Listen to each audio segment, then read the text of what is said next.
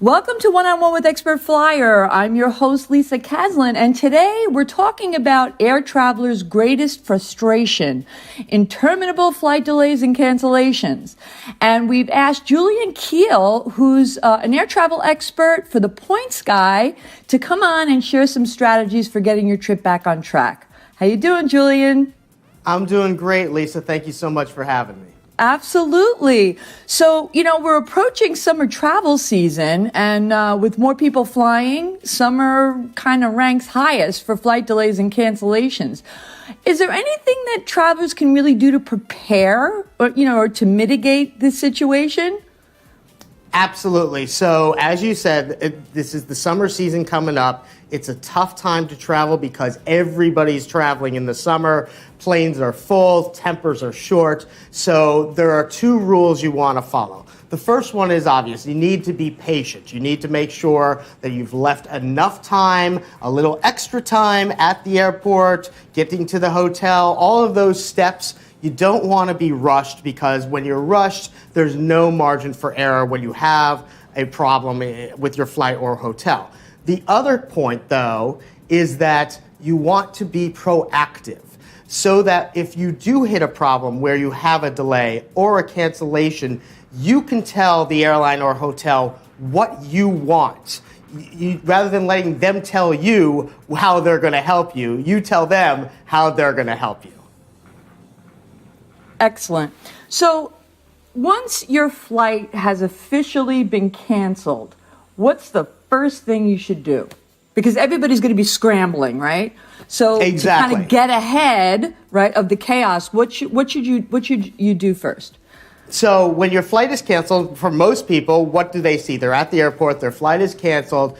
They go to the desk and there's a line of 100 people because, of course, everybody who was on that flight is now trying to get rebooked. And the airlines have gotten a lot better in recent years at automatically rebooking you. Their computers will try to find the next flight. But what I do, and sometimes that will work out and that's all you need, but what I will do as a professional, if my flight is canceled or even delayed, I will look and see what other flights on that airline to start, and then even on other airlines, are going to my destination that day. So that when I then do get to talk to my airline that I'm on, I can say to them, again, being proactive, this is the flight I want you to rebook me.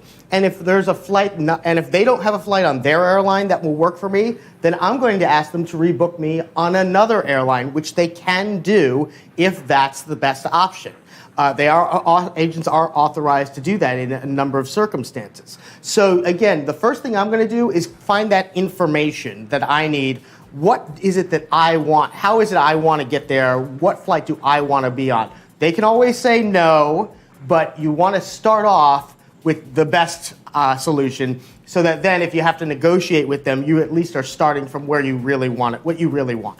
Yeah, that's a good point. And I think being able to multitask is helpful too. So, get on the line and start looking up that information while you're waiting, and then maybe even call the airline while you're waiting online to see the agent, right? That's exactly right. So that's step two is, first of all, you're right that there's no reason that you can't be looking for this information while you're waiting in line. But oftentimes, in the line is not going to be your best way to get rebooked. You can get on the phone with the airline. You don't have to do it at the airport. Sometimes the folks at the airport do have a little more control about what they can do, but oftentimes a call to the airline is all you need to say to an agent, hey, my flight got canceled. This is the flight I want to be put on. Can you help me? Yet another option that's popular nowadays is to actually use social media. All of the major U.S. airlines have strong social media presences, especially via Twitter, where you can tweet at them and say, hey, Delta, hey, American, my flight was canceled. I want to rebook. I DM you my record locator, and can you help me? And they're very good about reaching out and saying, yes, we can do this by Twitter. Oh, that's terrific. Okay, never thought. I mean, I know it's great for complaining, but I didn't think they would actually execute the switch. That's really good advice. I like that. So in terms of the airline's obligation, I mean, we don't have a, passengers' rights sort of policy per se, but is there something that, flyers can rely on, in terms of, okay, either my flight is so delayed now, I'm going to miss my connection, or, the flight has been canceled. What do the airlines have to give you? So that's a great question. First of all, to talk about what you started with there, in the U.S., we don't have passengers' Bill of Rights, if you will, like they do have in, say, the European Union. Yes. If you're flying within the EU or to or from the EU on many carriers, you do have certain rights where if you're delayed a certain amount of time or canceled, they have to compensate you, and often into the hundreds of dollars. So traveling within or to or from Europe is a very different scenario. Yeah. If you're in the U.S., you don't necessarily have legal rights. However, in general, if you are at a connection point where your flight is been canceled, the airline is generally responsible, or they usually are willing to put you up in a hotel if necessary to wait for, say, the next morning's flight and give you some sort of compensation for your food.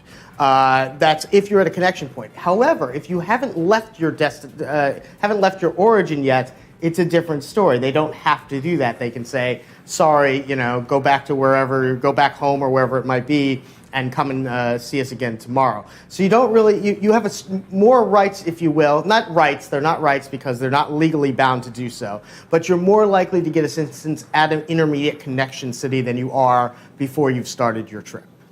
Wow. Okay. So listen, before we let you go, tell us a little bit about what's going on at the Points Guy. Is there anything that you want to share? Tell our listeners. Absolutely. So the Points Guy is the source for everything travel. The soul of the site, the core of the site is all about frequent flyer miles and hotel loyalty points. So if you've always said, I have all these points and miles and I don't know how to use them, or I see lots of people traveling on points and miles for free and I want to learn how to do that, thepointsguy.com is a great source to learning how to use and earn your miles and points.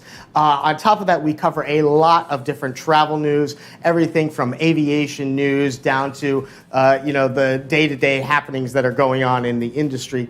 And then, of course, going back to our discussion of flight cancellation, one of the best ways to protect yourselves is if you have a credit card that offers you trip protection. A number of cards, such as the Citi Prestige, the Chase Sapphire Reserve, will offer a certain amount of coverage, if you will, if your flight is delayed or canceled, depending on how long it's been delayed. Yeah, it's a good way to cover yourself. Yep, sorry, go ahead. No. I was, and I think it's relatively inexpensive too. Actually, usually it's part of the card's coverage, so you usually don't have to pay anything extra for it. You just have to book your ticket on that card. Right. Oh, okay, great. Yeah, good advice. So happy to have you, Julian. Thank you so much, and we want to have you back. Thank you, Lisa. Happy to come back anytime. Okay, take care. You too.